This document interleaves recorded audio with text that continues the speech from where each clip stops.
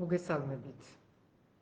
მიხარია რომ დღესაც ხვდებით ერთმანეთს და დავიმით ზოგ ისეთ საჭიროებო საკითხებს, რომელიც დღეს ბლომად არის ჩვენ წინ. ნათელა ქსოვრელი გვეკითხება, სახელმწიფო უნივერსიტეტი აღარ ერთიანდება ტექნიკურ უნივერსიტეტთან, რას ნიშნავდა, ან ამ გადაწყვეტილების მიღება, ან მისი შეცვლა, რას ემსახურებოდა, რას აჩვენებს ეს პროცესი ზოგადად? ეს გადაწყვეტილება, რომელიც ახლა გავიგეთ პრემიერისგან, ძალიან საინტერესო არის, იმიტომ რომ ორ რამეს გვიჩვენებს. ერთი, რომ ეს არის ისე იქნება თუ ასე იქნება და რაც არ უნდა აგვიხსნას, პირველი უკან დახევა ამ რეჟიმის ასეთი საჯაროდ გამოცხადებული გადაწყვეტილება, რომელზედაც ნათქვამი იყო, რომ არ შეიცვლებოდა, რამოდენიმეჯერმე, რაც არ უნდა კიდევ ერთხელ დღეს გითხრას, რომ არ მithქვამსო ეს არასოდესო, დაუბრუნდეთ მის ნათქვამებს და ყველგან არის ნათქვამი, რომ ეს ასე არის და გადაწყვეტილი არის, თუნდაც ის, რომ უკვე დანიშნული იყო ის გარდამავალი ხელმძღვანელობა ორივე უნივერსიტეტის და უკვე დანიშნულები და გადაყენებულები ყოფილი რექტორები. ამიტომ ეს იყო გადაწყვეტილი და უკან დაიხია რეჟიმმა იმ წინააღმდეგობის წინაშე. ეს არის პირველი და თვალში საჩინო და ძალიან დამაფიქრებელი, ესე იგი, როცა არის სერიოზული წინააღმდეგობა და წინააღმდეგობა, რომელიც გასცება მხოლოდ პროტესტს და რომელიც შედის უკვე საზოგადოებაში, ეს არის ისეთი რამ, რაზედაც არ შეიძლება, რომ ბოლომდე თვალი დახუჭოს რეჟიმმა. მეორე საკითხი არის, რომელიც ასევე მნიშვნელოვანი არის, რომ ეს ფარავს, ეს უკან დახევა, ფარავს მეორე ნაწილს, რომელიც ძალიან მკაფიოდ გითხრა დღეს პრემიერმა, რომელზედაც გვესაუბრა, რომ არანაირი კომპრომისი, არანაირი უკან დახევა იმ თვითონ თქვა, მთავარ საკითხზე, რაც არის რეფორმა, ეგრეთ წოდებული რეფორმა, მთლიანად განათლების სისტემის. და რეალურად ასე არის. მთავარი საბრძოლველი არის ეს განათლების რეფორმა, იმიტომ რომ ეს არის ის, რაც აწესებს ერთპარტიულ კონტროლს მთლიანად უნივერსიტეტზე, ყველაზე ნაკლებად საჭირო ალბათ GPI-ზე არის ეს კონტროლი, სადაც უფრო კონფორმისტული იყვნენ სტუდენტებიც და ლექტორებიც და უფრო საჭირო არის, რომ ეს კონტროლი გაწესდეს TSEU-ზე, რომელიც არის რეალურად ამ ქვეყანაში თავისუფალ აზროვნების კერა და სიმბოლო ძველი დროიდან წამოსული და ამ სიმბოლოს გარდატეხვა არის საჭირო ალბათ და ამას ემსახურება ეს განათლების რეფორმა. ასე რომ მე ვიტყოდი, რომ ბრძოლა არათუ შეწყდება, ბრძოლა გრძელდება და ეს ბრძოლა არის ნამდვილად განათლების სისტემის გადარჩენისთვის და უფრო კიდევ თავისუფლების გადარჩენისთვის, კრიტიკულ აზრის გადარჩენისთვის, კრიტიკულ აზროვნების გადარჩენისთვის, რაც არის ნამდვილად ღერძი თავისუფალი საზოგადოების და თავისუფალი სახელმწიფოსი. ამიტომ ძალიან სწორად თქვა კობახიძემ, რომ მთავარი ეს არის და ის იყო მხოლოდ შემოგდებული, როგორც ტაქტიკურად ზოგჯერ ხდება, რომ რაღაცას შემოაგდებ იმისთვის, რომ მე შესაძლებელი იყოს ამის უკან წაღება და დატოვა და გითხრა დღეს ისიც, რომ აი მთელი ის GPI-ის დელეგაცია, რომელიც კონსულტაციაში შევიდა პრემიერთან, ეთანხმება იმას, რაც არის ძირითადი, ასე თქვა, რეფორმა და ყველა მის პუნქტს, რომელიც უკვე წარდგენილი არის, ეს იქნება ერთი ფაკულტეტი, ერთი ქალაქი, წლების შეცვლა და ყველაფერი ის, რაც ამ რეფორმაში არის ჩადებული და რომელიც ძალიან სახიფათო არის ჩვენი ქვეყნისთვის. ავთო მეგრელიშვილი, ხელისუფლებას ძალიან აწუხებს ლეგიტიმაციისა და არაღიარების საკითხი. აპირებს შეცვალოს გრანტების კანონი, სისხლის სამართლის პასუხისმგებლობა შემოიღოს. ამის მერე ნახევარ საქართველოზე მეტი დაჭერი საფრთხის წინაშეა. რა არის ეს? ეს არის უკვე სასოწარკვეთის ნიშანი, რომელიც მათ სწრაფ დასასრულზე მიუთითებს? ნამდვილად არის ეს სისუსტის ნიშანი. სასოწარკვეთის არ ვიცი, იქამდე არიან მისული ჯერ თუ არ არიან, მაგრამ ნამდვილად სისუსტის ნიშანია, როცა შენ ებღაუჭები იმას, რომ მაღიარონ. აღიარება და არ აღიარება აქამდე ვიცოდით, რომ ჩვენი მთავარი საზრუნავი იყო ოკუპირებული ტერიტორიების არაღიარების პოლიტიკა და ამაზე გვემუშავა საზღვარგარეთ. დღეს გადმოიტანეს ესა შიგნით და მთავარი როგორც ჩანს არის ის, რომ არ აღიარება ჩემი, მაგრამ მე ცოტა დამცინიან ამისთვის და ამიტომ არა ვარ მნიშვნელოვანი მათთვის. მთავარი არის, რომ მათ აღიარონ. და ეს არის ძალიან საინტერესო, იმიტომ რომ აღიარება, ლეგიტიმაცია, როგორ ხდება საერთოდ ნებისმიერ სხვა ქვეყანაში, ხდება სამი გზით. ერთი არის არჩევნები, ლეგიტიმური არჩევნები, თავისუფალი არჩევნები, სამართლიანი არჩევნები, როცა საზოგადოება თავის თავს ამ არჩევნებში ცნობს. და როცა საზოგადოება ამ არჩევნებში თავის თავს აღარ ცნობს და არ ცნობს, როცა კრიზისი არის პოლიტიკური ქვეყანაში, თვების მანძილზე და უკვე წელიწადზე მეტი მანძილზე, ეს ყველგან და ყველა ქვეყანაში დემოკრატიასთან ვისაც რამე სიახლოვე აქვს. ითვლება როგორც ღრმა კრიზისი, რომელიც შეიძლება გადაწყდეს მხოლოდ და მხოლოდ ახალი არჩევნებისთვის, იმიტომ რომ დადგა ლეგიტიმაციის პრობლემა. ეს ერთი არის. მეორე, შეიძლება, რაც არ უნდა ყოფილიყო არჩევნები, რომ ხელისუფლებამ დაიბრუნოს ლეგიტიმაცია და ეს როგორ ხდება? როცა ხელისუფლება ისეთ პოლიტიკას ატარებს, რომელიც საზოგადოებაში ქმნის ახალ პოზიტივს, რომელიც იმ დაპირისპირებას, რომელიც არჩევნების პერიოდში იყო, იმას გადალახავს რაღაცნაირად და ახალ პერსპექტივას უქმნის საზოგადოებას მთლიანად და ახალ განვითარების იმედს უქმნის ქვეყანას. მაშინ შეიძლება აღიდგინოს რომელიმე ხელისუფლებამ საკუთარი ლეგიტიმაცია და ახლად აღადგინოს. მაგრამ ჩვენთან ეს კი არ ხდება, ხდება პირიქით, რომ რაც ჩატარდა არჩევნები და შემდეგი პერიოდი, ყველაფერი კეთდება იმისთვის, რომ პოლარიზაცია გაღმავდეს, იმისთვის, რომ სიძულვილმა ჩაითვლოს რეალურად მთელი საზოგადოება და ყველა ნაბიჯები, რაც გადადგმული იქნა თუ გადავხედავთ, ყველა ნაბიჯი არის ისეთი გადადგმული, რომელსაც არ მოაქვს არანაირი პოზიტივი, არამედ პირიქით რაღაც ახალ დაპირისპირებას, ახალ პრობლემას ქმნის.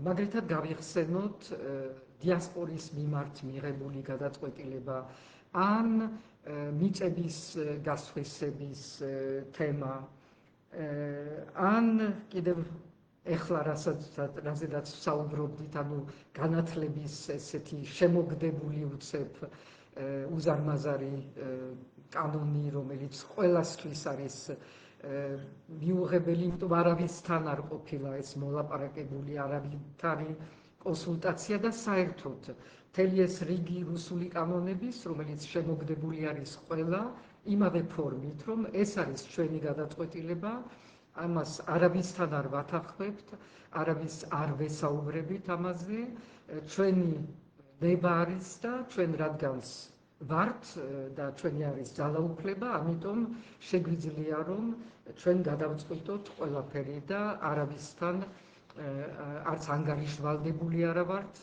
არც არაფერზე. ასე არის მთელი ეს ვითომც და კორუფციასთან ბრძოლა, რომელიც რეალურად ავლენს იმას, რომ ეს ხელისუფლება, ეს რეჟიმი ჩაფლული არის ღრმად კორუფციაში პრაქტიკულად აღარ არსებობს დარგი და დარგის მინისტრი, რომელიც რაღაცნაირად მილიონებში არ არის ჩაფლული და ამას ავლენს ეს რეჟიმი, თვითონ ავლენს ასობით მილიონების მოპარვას და ისე რომ არც ანგარიშვალდებულია, არც ბოდიშარი ხთის ამისთვის, არც ახსნა არ აქვს თუ რატომ ხდებოდა და რატომ ხდება ამ დონეზე და ამ მასშტაბით ეს კორუფცია და ეს კიდევ ერთხელ არ ქმნის საზოგადოებაში იმ ახალ რაღაცა პოზიტიურ პერსპექტივას, იმ ახალ განწყობას, რომელიც შეიძლება იყოს წყარო ახალი ლეგიტიმაციის. და ბოლოს მესამე წყარო რაც შეიძლება იყოს ლეგიტიმაციის, თუ არა დადებითი პოლიტიკა, თუ არა სამართლიანი არჩევნები, მესამე წყარო არის პირდაპირ ხალხის სიყვარული. და ამ შემთხვევაში აქაც გვაქვს ძალიან ნათელი მაგალითი, რომ არავინ და ვერავინ ამ მთავრობიდან თუ პარლამენტის წევრებიდან ვეღარ დადის ქუჩაში. ვერსად ვეღარ მიდის. ჩვენ ამისი ორი ძალიან ნათელი მაგალითი გვაქვს ბოლო პერიოდში. ნადვისხის გახსნაზე სულაც რაღაცა 15 წუთით გამოვიდნენ ძალიან ბევრი პოლიციელების გარშემოში და ისე წავიდნენ, რომ არაბისთან არ დარჩენდა საზოგადოებასთან, მოქალაქეებთან არანაირი კავშირი არ ქონიათ. მეორე მაგალითი არის გუშინ 8 თებერვალი უნივერსიტეტის დღე, თესეუს დღე, რომელსაც დღეს რასაც უკეთებენ, იმას უკეთებენ და იქაც ვერავინ ვერ გაბედა, რომ ხალხთან, ლექტორებთან, სტუდენტებთან ან საზოგადოებასთან გამოსულიყო. ასე რომ ეს მესამე წყარო ლეგიტიმაციის, რომელიც არის სიყვარული, ისიც არ არის დღეს და იმას თუ ფიქრობენ, რომ შიში შეიქმნის სიყვარულს, ესეც მე მგონი ცრუ მოლოდინი არის. შიში შეიძლება იყოს და შიშით გეგონოს, რომ შეგიძლია მართო საზოგადოება და ქვეყანა, მაგრამ ეს არის მოკლე ფეხებიანი იმედი. ამას არ აქვს მომავალი, იმიტომ შიშიც ნელ-ნელა ილევა და შიშის მერე მოდის ახალი მოთხოვნები, რომ ნამდვილი ცვლილებები მალე მოხდეს ქვეყანაში.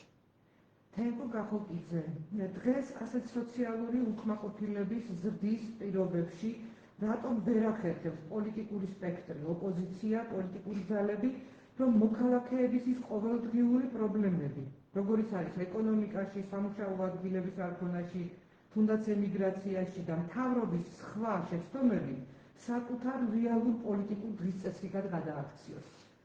იმიტომ რომ პოზიტიური დღის წესრიგი რო კონდეს ოპოზიციას, ეს ნიშნავს, რომ ჩვენ გადავდივართ რეალურ პოლიტიკაში, ანუ ვამზადებთ რეალურ სამართლიან არჩევნებს, სადაც შეიძლება რომ წარადგინო ნამდვილი პროგრამები, გამოსავალი მონახო ამ ქვეყნისთვის იმ პრობლემებიდან, რომელიც დღეს ესოდენ მწვავედ გვესახება, ეს იქნება სოციალური პრობლემები, გარემოს პრობლემები, ფასების პრობლემები, ჯანდაცვის პრობლემები და დღეს უკვე რაც არსებობდა, მაგრამ კიდე გამავდა განათლების პრობლემები. ანუ ყველანაირი, ყველა კუთხით ჩვენ გვაქვს უზარმაზარი პრობლემები. იმისთვის, რომ ამას გაუმკლავდეს ოპოზიცია, ჯერ უნდა გამოვიდეთ ამ მდგომარეობიდან, როცა ნახევარი ოპოზიცია ციხეში არის, მეორე ნახევარი ელოდება, როდის ჩასვამენ ციხეში ახალ რეპრესიული, ყოველდღიური ახალ რეპრესიული კანონების ფონზე. ეს არ არის ის გარემო, რომელიც იძლევა საშუალებას, რომ დაჯდე და რეალურად ჩამოაყალიბო გამოსავალი იმ მძიმე პრობლემებიდან, რაც არსებობს. დღეს ჩვენი ამოცანა და მე ვთვლი, რომ ამ კუთხით საზოგადოების და ოპოზიციის ერთად ამოცანა არის ის, რომ ჩვენ გადავარჩინოთ ქვეყანა იმისგან, რაც არის და უფრო ნათლად ჩანს რუსული რეჟიმი და რუსეთის დაქვემდებარებაში მყოფი რეჟიმი. გადარჩენაზე ვსაუბრობთ დღეს და შემდეგ მოვა დრო იმისი, რომ ჩვენ ავაშენოთ ნამდვილად ახალ საწყისებზე ეს ქვეყანა და ძალიან ბევრი ასაშენებელი იქნება. ნანამ გალობლიშვილი, საზოგადოება დაიღალა ამ პოლარიზაციითა და დაპირისპირებით. ხედავთ თუ არა საკუთარ თავს ფიგურად, რომელიც რეალურად შეძლებს დაპირისპირებული მხარეების დამშვიდებას და როგორ შეძლებთ ამის გაკეთებას? მე მგონი, რომ არაერთხელ ვცადე და იმ პერიოდში, როცა ეს პოლარიზაცია ამ დონეზე არ იყო გადასული, გაგახსენდებათ ეროვნული თანხმობის პერიოდი, როცა ნამდვილად საზოგადოებაში იყო ძალიან დიდი მზადყოფნა ამისთვის. ალბათ საზოგადოება უკვე გრძნობდა, რომ ეს იყო აუცილებელი, ეს აუცილებელი არის ჩვენი მომავლისთვის და ნამდვილად ამ ქვეყანას სხვა გზა და სხვა პერსპექტივა არ აქვს, თუ გვინდა რომ გავაძლიეროთ სახელმწიფო და თუ გვინდა რომ როგორც სახელმწიფო ისე ვიარსებოთ მომავალში, სხვა გამოსავალი არ გვაქვს და არ გვექნება თუ არა შერიგების პროცესი რაღაცა ფორმით, იმიტომ რომ სიძულვილს მიაქვს ყველაფერი. მაგრამ ეს დღეს ჩვენ ხელში არ არის. იმათ ხელში არის, ვინც ყოველ დღე ახალ რეპრესიულ კანონს იგონებს იმისთვის, რომ დააპირისპიროს სხვადასხვა წრე ამ საზოგადოების სხვადასხვა წარმომადგენლები, შეუქმნას ყველას შიში. ეს არის და ეს ბერკეტი მხოლოდ ამ რეჟიმს აქვს ხელში და დაპირისპირება ამ რეპრესიის წინააღმდეგ რა შეიძლება გააკეთოს ბერკეტების გარეშე საზოგადოებამ, როგორ შეიძლება რომ გადავლახოთ ეს შეიძლება მხოლოდ გადავლახოთ თუ კი ეს რეჟიმი დასრულდება და ჩვენ გადავალთ იმ ნორმალურ პირობებში, როცა შეიძლება რომ ჩატარდეს ნორმალური სამართლიანი არჩევნები, სადაც ყველა რაღაცა მშვიდობიან კონკურენციაში შეძლებს, რომ თავისი აზრები, თავისი მოსაზრებები და თავისი პროგრამები გააცნოს საზოგადოებას და ეს არის გზა იმისთვის, რომ ჩვენ ჩამოვყალიბდეთ როგორც ცივილური და ცივილიზებული ქვეყანა.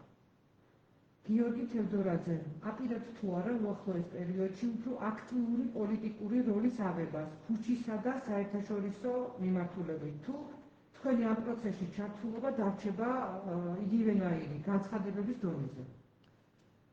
განცხადებების გარეშე მე ძალიან მე მგონი აქტიური ვარ და ზოგისთვის ნამეტანი აქტიური საერთაშორისო ასპარეზზე, სადაც ვცდილობ რომ წარვადგინო ის სახე საქართველოსი, რომელიც არის სამომავლო სახე, რომ ჩვენ შევინარჩუნოთ ის ევროპული პერსპექტივა, რომელსაც გვიკარგავენ და საჭირო არის, რომ ჩვენ იქ მოვილაპარაკოთ იმაზე, რომ როგორც კი საქართველო დაუბრუნდება თავის არჩეულ გზას, რომელიც არის ევროპული გზა და დემოკრატიის გზა, მაშინათვე დაგხვდება იქიდან საპასუხო მზადყოფნა, რომ ჩვენ დაგვაბრუნონ სასწრაფოდ იმ გზაზე და მოგვცენ ის საშუალებები, რომელიც უნდა მიგვეღო უფრო ადრე.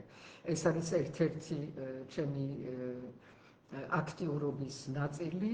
მეორე არის, რომ მე ხალხთან ვიყო, სადაც საზოგადოება დგას და ყველა იმ მომენტში, როცა საზოგადოებას სჭირდება ამ ხარდაჭერის გამოჩენა, მე მგონი რომ იქ ვარ, გუშინ მაგალითად თესეულში, სადაც საჭირო იყო ალბათ რომ კიდევ მეტი ხალხი ყოფილიყო და მთლიანად საზოგადოება გამოსულიყო, იმიტომ ეს არ არის უნივერსიტეტის საკითხი, რომელიც დგას და დგას დღეს კიდევ უფრო მძაფრად, ვიდრე გუშინ, რადგან გადმოვიდა მთელი აქცენტი ამ ვითომგზა რეფორმაზე. აქ საჭირო არის, რომ ყველა მთელი საზოგადოება მიგრძნოს, რომ ეს არის ჩვენი მომავალი. ამ ყველაფერს ასევე განცხადებებიც ჭირდება და რაც ეხება პოლიტიკურ სპექტრს, მე ერთხელ მქონდა პლატფორმით მცდელობა, რომ გამეერთიანებინა ეს პოლიტიკური პლატფორმა და მე ამ პერსპექტივას ყოველთვის ვუჭერ მხარს ასევე ყველა ახალ გამოჩენილ ძალას, მაგრამ რჩები იმ აზრის, რომ აუცილებელი არის, რომ შეიქმნას ალტერნატიული პოლიტიკური პლატფორმა, რომელიც იქნება ნიშანი საზოგადოებისთვის და ჩვენი გარე პარტნიორებისთვის, რომ როგორც კი შეიცვლება ხელისუფლება, სტაბილურობა იქნება შენარჩუნებული, პროფესიონალები აიღებენ ხელში ამ გარდამავალ პერიოდს, სანამ არ შედგება ის ახალი ეტაპი, რასაც ქვია სამართლიანი არჩევნები. კახა სიხარულიძე, ახალგაზრდები და საზოგადოების ის ნაწილი, ვისაც შეუძლია კვლავ ტოვებს ქვეყანას. რა არის თქვენი ხედვა, როგორ შეიძლება ამ ტენდენციის შემოტრიალება, ან რას გააკეთებთ პირადად თქვენ ამ თემის გასააქტიურებლად? ამ თემის გასააქტიურებლად არ უნდა გაკეთდეს ის, რასაც აპირებენ, ესე იგი ეს განათლების რეფორმა, რომელიც პირდაპირ უბიძგებს სტუდენტებს, რომ ეხლავე გადაწყვიტონ წასვლა და არა მხოლოდ სტუდენტებს, მოსწავლეებსაც კი და ეს ტენდენცია უკვე იგრძნობა. მეორე არის ეკონომიკა, რომლისთვისაც არაფერი არ კეთდება, გარდა გამდიდრება იმ ადამიანების, რომლებიც არიან ჩაფლული კორუფციაში, მაგრამ არაფერი იმისთვის, რომ რეალურად განვითარდეს ქვეყანა.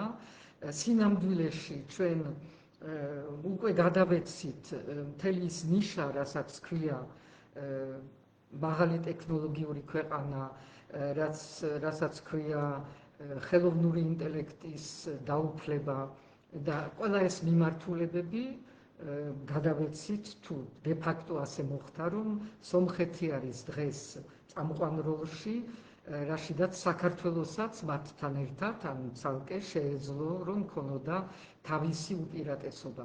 და ჩვენ ვერ შევაკავებთ ახალგაზრდებს ამ ქვეყანაში, თუ არ ექნებათ პერსპექტივა. დღეს ქვეყანაში ერთადერთი პერსპექტივა არის ან კორუფცია ვიღაცეებისთვის, მაღალი დონის კორუფცია, ან ვიღაცეებისთვის ასევე კოლცენტრები, რომელიც არანაკლებად კორუმპირებული ფორმა არის ფულის გაკეთების, ან და მშენებლობა და მშენებლობები და სხვა დარგები და სხვა პერსპექტივები რეალურად ამ ქვეყანაში აღარ იქმნება, არ ვითარდება და რა უნდა გააკეთოს ახალგაზრდამ. და მთელი ეს პროცესი მიმართული არის შეგნებულად იმისკენ, რომ დაიცალოს ქვეყანა, რომ ყველა ის ადამიანები, რომელსაც აქვს მეტის მოთხოვნა, მეტი თავისუფლების, მეტი პერსპექტივის, მეტი აქტიურობის, იმათმა სცადონ და სადაც შეძლებენ, იქ გააგრძელონ თავიანთი კარიერა, თავიანთი სწავლა.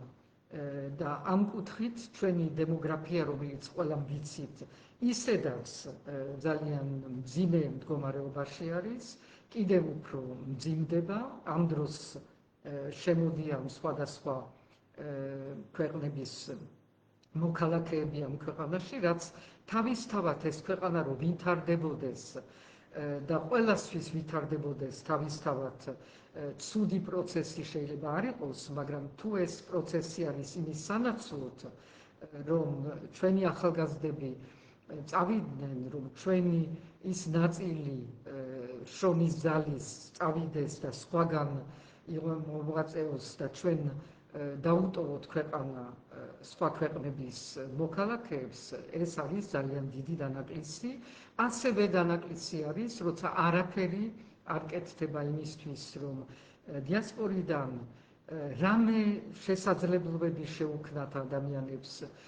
იმ დროს, როცა ბევრ ქვეყანაში, პირველ რიგში ამერიკაში და არანაკლებად უკვე ნელ-ნელა ევროპაში იქმნება ბარიერები ამ მიგრანტების საშუალებებისთვის და მათ შეიძლება გაუჩნდეთ სურვილი, რომ ქვეყანაში დაბრუნდნენ, არაფერი არ კეთდება აქა იმისთვის, რომ რამე საშუალებები, რამე სიადვილე იყოს მათთვის და იფიქრონ იმაზე, რომ შეიძლება სამშობლოში დაბრუნება უღირდეთ დღეს. თავბატონო საუბრობ. ჩვენს TikTok მაყურებლებს თუ მიესალმებით? მივესალმები, როგორ ახართ? კითხვები გაქვთ TikTok-იდან? კი, გვაქვს. აინტერესებთ, ცოტა ხანში სულთვასაც აგვიკრძალავენ. როგორ შეგვიძლია ამ ყველაფერს რომ გავუყოლდეთ, როგორ შევაჩეროთ გულისხმობს ამ რეფორმებს, რომელსაც იღებენ? მე მგონი შვიდობიანი წინააღმდეგობა არის ის, რაც ჩვენ ხელთ არის, რასაც გაუმკლავდით ძალიან ძლიერად ის პროტესტის მოძრაობა, რომელსაც ძალიან დაცინიან და ცდილობენ რომ გააშარჟონ, რეალურად არის ძალიან დიდი ძალა, იმიტომ რომ ვერაფრით რეალურად ვერ ჩაახჩეს ეს პროტესტი. მაგრამ ეს უნდა გადავიდეს კიდევ მეტად საზოგადოებაზე და საზოგადოებამ უნდა შეიგნოს, რომ ყველა ის საკითხი, რომელიც რომელიმე სფეროს ეხება, არის მისი საკითხი. დღეს არის მცდელობა რეჟიმის მხრიდან, რომ გააცალკევოს ეს ყველაფერი, რომ ხან ერთ სფეროს მიმართოს, მერე მეორეს. ერთ დღეს ეს იქნება აფთიაქები, მეორე დღეს იქნება მარკეტები, მესამე დღეს უნივერსიტეტები, მეოთხე დღეს ალბათ ჯანდაცვის სფერო და ასე შემდეგ. რომ პროტესტი არ იყოს გაერთიანებული და იყოს სხვადასხვა მომენტში, სხვადასხვა დროს, სხვადასხვა ადამიანების პროტესტი. და ამიტომ ჩვენ უნდა შევიგნოთ, რომ ეს ქვეყანა არის ჩვენი ყველასი ერთად და ყველა ის პრობლემა, რასაც უქმნიან ამ ქვეყანას სხვადასხვა კუთხით, არის ყველასი საზრუნავი, ყველასი სატკივარი და ყველამ ერთად შეერთებულად, ეს არის ერთობა, უნდა წინ დავუდგეთ და არ დაუშვათ, რომ ასე ნელ-ნელა და ცალ-ცალკე გაატარონ სხვადასხვა ზონები. აქვე წერენ, ევროპაც ამ კანონებს ღებულობს, ესე იგი რუსულ კანონს ღებულობს ევროპაც და მრავალწლოვანი. ხო, ეხლა დაუბრუნდით ტექსტებს, ნახეთ რა კანონები არის, როგორი კანონები არის და თუ ვინმეს ეჭვი აქვს, რომ ყველაფერი იწერება მოსკოვში, გადახედეთ პარლამენტს და ჩამოწერეთ, ვინ არიან ის ადამიანები, ვისაც ჰქონდა ამ ბოლო პერიოდში უნარი იმისი, რომ დაეწერა რომელიმე კანონი, ეს იქნება განათლების კანონი თუ მედიას შესახებ თუ სხვადასხვა, რომელიც გინდათ აიღეთ და ჩამოწერეთ, რატომ არ ვიცით ავტორები ვინ არიან, რატომ არც ერთ საკითხზე არ არის შინაარსიანი დებატი, მხოლოდ მონოლოგებს უსმენთ, ხან კობახიძესი, ხან პაპუაშვილის, ხან კობახიძესი და რეალური შინაარსიანი დებატი, სადაც უნდა იყოს, ესე იგი პარლამენტში, იქ არაფერი არ ხდება. ორი მოსაზრება შემოგვივიდა Facebook-ზე, თითქოს ისტორიკული შეკითხვა, გიოქცევს, ვისაც თავისუფლება და ღირსეული ცხოვრება გვინდა, ყველა ემიგრაციაში ვართ. საქართველოში დარჩა ხალხი, ვისაც ვერ გაუაზრებია შექმნილი სიტუაცია, განათლება არ ყოფნით და ასეთი უწიგნური ადამიანების აშენებული სამართლიანი სახელმწიფო გინახავთ თქვენ? და მეორე მოიცადე, მე არ ვეთანხმები ამას. ღმერთმა არ ქნას, რომ ყველა განათლებული იყოს ემიგრაციაში და აქ მხოლოდ გაუნათლებელი ხალხი. აქ არიან ის ადამიანები, რომლებიც ყველაფერს უმკლავდებიან, რომელსაც ძალიან ბევრი რამ ესმით, რომელსაც არ აქვთ ძალიან ბევრი ბერკეტი ხელში, არც ფული, აღარც თითქმის მედია, რაც დრო გადის ნაკლები და ნაკლები, ძალიან ბევრი ზეწოლას უძლებენ, ძალიან ბევრ მუქარას და მაინც უძლებენ. და მე ვიტყოდი, რომ განათლებულ დიასპორისგან მე ველოდები მეც, იმიტომ რომ დიასპორას შეეხენ პირდაპირ წართვეს საარჩევნო უფლება, რაც არის წარმოუდგენელი, არც ერთ ქვეყანამ ეს არ გაბედა და ამ განათლებულმა დიასპორამ რა გააკეთა? იქ-აქ ვიღაცები გამოვიდნენ, მაგრამ რეალურად ის პროტესტი, რომელიც მათ ევალებოდათ და არანაირი მათთვის რეპრესია, შიში, ზეწოლა რეალურად ვერ იმოქმედებს, იმიტომ არიან თავისუფალ სამყაროში, თავისუფალ სამუშაო ადგილზე და არაფერი მათ არ ემუქრება. და სად არიან? ამიტომ მე განათლებულ ხალხისგან სხვანაირ რეაქციას ველოდები. და აქ ვინც არიან განათლებული, იმათ მე უცხადებ სრულ პატივისცემას. ევა წერს გრანტების შესახებ კანონზე, ეს არ იქნება გრანტების აკრძალვა ყველას მიმართ. ეს იქნება გარკვეული ადამიანების აკრძალვა, ხოლო გარკვეული ადამიანებისათვის არა. ეს დამოკიდებული იქნება ცნობადობაზე ჭყალებში. ეს ძალიან მნიშვნელოვანია. ეს ძალიან ნათლად ჩანს, რომ ყველა ეს უკანასკნელი რეპრესიული კანონი არის ძალიან ფართო გაგების, ანუ ყველას ეხება, იგივე არის, რაც დღეს ემუქრება ბიზნესს მაგალითად, ანუ ყველაზე ვრცელდება და მთავარი არის, რომ ხელში გქონდეთ და ადამიანები მოქალაქეებმაც იცოდნენ, რომ ხელში აქვთ იმისი საშუალება, რომ მოარგონ ვისაც უნდათ და როცა მოინდომებენ. ანუ ეს იქნება დამოკიდებული, ცხადია, ყველას ვერც არ ჩასვამენ ციხეში, წარმოუდგენელია და შესაძლებლობა მისი არც არსებობს, მაგრამ ყველაზე უნდა იყოს ჩამოკიდებული მახვილი და იცოდეს ყველამ, რომ თუ რაღაცა გადააჭარბა, თუ ისეთი პოლიტიკური განაცხადი გააკეთა, თუ სოციალური ქსელები გამოიყენა იმისთვის, რომ პოლიტიკური განცხადება გააკეთოს, მაშინ შეიძლება მასაც შეეხოს. და ეს არის პირდაპირ დამახასიათებელი ტოტალიტარული რეჟიმის. ის კი არა, რომ ყველა ციხეში იყოს, რომ ყველა გრძნობდეს, რომ შეიძლება ციხეში წავიდეს და ამიტომ თვითონ გაჩუმდეს, თვითონ გადუნდეს.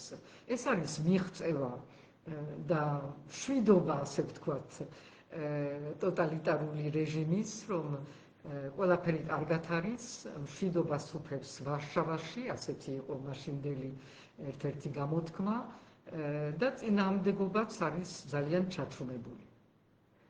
ლეილა კაპანაძის შეკითხვა ეხება საქართველო-ამერიკის ურთიერთობებს. ამერიკის სახელმწიფოს წარმომადგენლები მაღალი დონის ვიზიტით იმყოფებიან სომხეთსა და აზერბაიჯანში. ჩავლენ, როცა საქართველოში არც მოიაზრება მათი ჩამოსვლა. რა მესიჯია ეს, როგორ აისახება საქართველოზე და რა მოლოდინები შეიძლება ჰქონდეს? ეს არის ძალიან სამწუხარო მესეჯი საქართველოსთვის, იმიტომ რომ ეს იმას ნიშნავს, რომ ჩვენ რეალურად როგორც საქართველო, როგორც ერთ-ერთი სუბიექტი საერთაშორისო ურთიერთობების და ერთ-ერთი მნიშვნელოვანი სუბიექტი ამ რეგიონში, რაც ყოველთვის ვიყავით ნებისმიერ პერიოდში, ასე აღარ ვითვლებით ჩვენ ერთ-ერთ მთავარ პარტნიორისთვის. ეხლა იმაზე ლაპარაკი, რომ ყაველაშვილს ვიღაცა ნახევარი წუთი შეხვდა, ჩამოართვა ხელი და ამით გადატყდა ახალი ეპოქა დაიწყო ჩვენი ურთიერთობების, ცოტა არ იყოს არასერიოზული არის. იმ დროს, როცა შეერთებულმა შტატებმა შეგვიყვანეს იმ სიაში, 78 ქვეყნის სიაში, რომელსაც აღარ აძლევენ ჯერჯერობით ყოველ შემთხვევაში, შეზღუდული არის იმიგრაციის უფლება და როცა ამერიკის ვიცე-პრეზიდენტი ჩამოდის რეგიონში, ძალიან მნიშვნელოვანი ვიზიტი არის, იმიტომ რეალურად ეს არის გადატვირთვა ურთიერთობების და ეს არის ახალი წამოწყება ამერიკის, რომ რეალურად შემოვიდეს ამ რეგიონში თავისი გეგმებით და თავისი წონით და იქ ჩვენ არსად არ ფიგურირებთ. და ამაზე არ წუხდეთ არის ჩემთვის ძალიან დამაფიქრებელი. მეორეს მხრივ ჩვენ გვესმის რაღაცა ზღაპრები იმის შესახებ, რომ ევროკავშირიც ეხლა ფიქრობს რაღაცა გადატვირთვაზე და დაინტერესებული არის ანაკლით და კაბელით და ასე შემდეგ. ეს ინტერესი იყო და იქნება, როცა საქართველო ჩაითვლება როგორც პარტნიორი ევროკავშირის, რაც არ არის და დღესდღეობით არც კაბელზე და არც ანაკლიასთან მიმართებაში არ არის კონკრეტული რეალური დღევანდელი გეგმები. ეს არის ზღაპრები, მაგრამ ეს შესაძლებლობები ნელ-ნელა იკარგება ჩვენ თავს თუ არ მივხედეთ და თუ არ დავიბრუნეთ ის როლი და ის ადგილი, რომელიც საქართველოს რეალურად ეკუთვნის ამ რეგიონში და ეს დრო თუ გავა, მერე ამის დაბრუნება ალბათ ბევრად რთული იქნება და ჩვენ გავხდებით ის ობიექტი, რომელიც სადღაც რუსეთის გავლენის ქვეშ არსებობს. ფაქტობრივად ამ კითხვის გაგრძელება ნიკა გვეკითხება იმ ვითარებაში, როცა მსოფლიოში ახალი გავლენის ზონების დადგენა მიმდინარეობს, რამდენად შესაძლებელია, რომ საქართველოს დასავლეთისადმი სტრატეგიული ინტერესების ფარგლის უკან აღმოჩნდეს და თქვენ როგორ ფიქრობთ პირადად თქვენ და პოლიტიკური სპექტრი საკმარის აკეთებთ იმისათვის, რომ ეს სცენარი აღარ განვითარდეს? არ არის ეს ძალიან მკაფიოდ უნდა ვთქვა. არც ოპოზიციის და არც ჩემ შესაძლებლობებში, რომ ეს ამ ადგილიდან, სადაც ვართ დღეს, ეს გავაჩეროთ.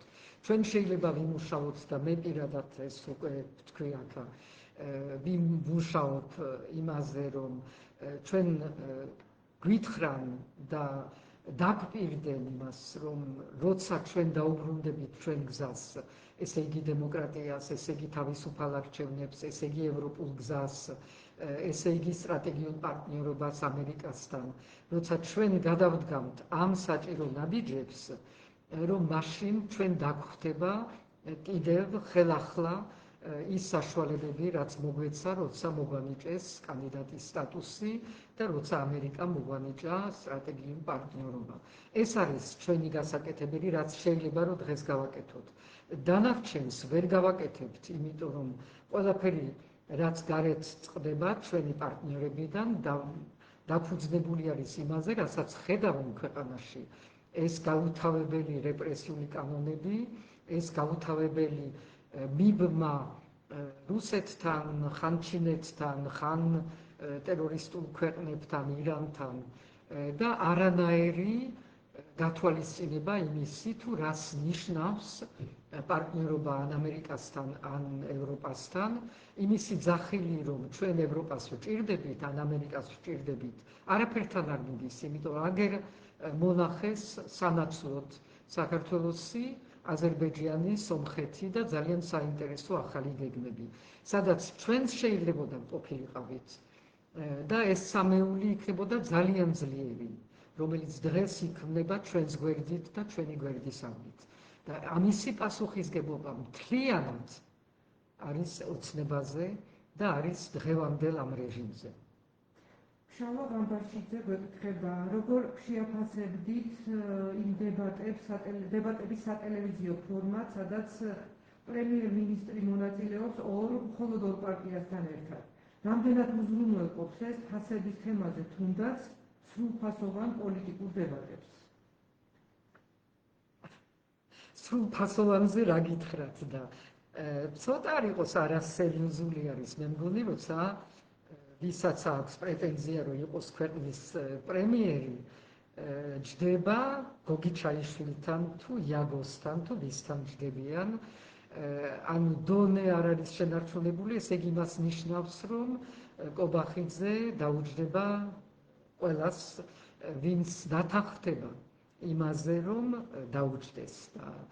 როგორც ჩანს, გახარია უკვე ყველაფერზე მზად არის, პარლამენტშიც შეიყვანა მისი ქალები, ეხლა დაუჯენს გოგი ჩაიშვილს და კიდევ რაც ეხება გირგს და მათ ასევე კონფორმისტულ ვიტყოდი ქმედებებს და ქცევას რეჟიმთან ძალიან კარგად შეხმატკბილებულები არიან და გასაგები არის, რომ ეს დღევანდელი ეს ორი პარტია წარმოადგენს კობახიძესთვის სასურველ მისთვის პარტნიორებს და მოლაპარაკებაშიც და დებატშიც ალბათ სასურველი იქნებიან ესენი. მარინა ძალიან მოგუწევს, ქალბატონო სალომე-თან ხართ ჩვენი პრეზიდენტი. მე თქვენი ვჯერა, რომ საქართველოსთვის იბრძვი და ეს ბრძოლა გამარჯვებით დამთავრდება. მიყვარხართ პრეზიდენტო. თქვენ დაგიჭერი მიცოდეთ. ასევე TikTok-ზე იწერება, მიყვარხართ ძალიან ჩვენი საუკეთესო პრეზიდენტი. TikTok-ზე. უყვართ TikTok-ზე. მიუხედავად იმისა, რომ ბევრი ბოტი შემოგვეცია, რატომაც ძალიან კარგი არის. ბოტებო, მიყვარხართ. რაც მეტი ხართ, უფრო მნიშვნელოვანი არის და ძალიან მომწონს თქვენი ერთიანი მესეჯ ბოქსები, როცა გამოდიხართ და ერთ თემაზე ერთი სიტყვებით საუბრობთ. ასე რომ შემოდით. დღეისთვის ბოლო კითხვა, განათლებული ხალხი ხდება, რომ არ აქვს აზრი ამ მომენტში საქართველოში დარჩენას, ან არ აქვს საკმარისად სახსრები. და თქვენ გეკითხებათ, რატომ არ მიდიხართ საქართველოდან საფრანგეთში? მე რატომ უნდა წავიდე? მე მესმის ახალგაზრდების, თუმცა ძალიან მწუხვარ ამაზე, როცა თვლიან, რომ აქ დახურული არის ყველა პერსპექტივა და იძულებული ხდებიან, რომ წავიდნენ. ეს წასვლა მე მგონი და ვიმედოვნებ, რომ არის დროებითი. სწავლისთვის წასვლა ყოველთვის გამარცვლებული არის. მე თავის დროზე ასევე წავედი ამერიკაში, რომ მესწავლა და დაბრუნება ყოველთვის საჭირო არის, იმიტომ რომ არსად არ ახარ სრულყოფილად ისე, როგორც ხარ შენ ქვეყანაში. ყველგან სხვაგან ყოველთვის ხარ მაინც უცხოელი და მაინც მეორე კატეგორიის. ამაზე კარგად უნდა იფიქროთ, მაგრამ მესმის თქვენი დღევანდელი მდგომარეობა და ის სურვილი, რომ არ დაკარგოთ დრო აქა დღეს, იმისთვის, რომ ხვალ უფრო ძლიერად დაგვიბრუნდეთ. და მე აქ ვიქნები, როცა დაბრუნდებით. დიდი მადლობა.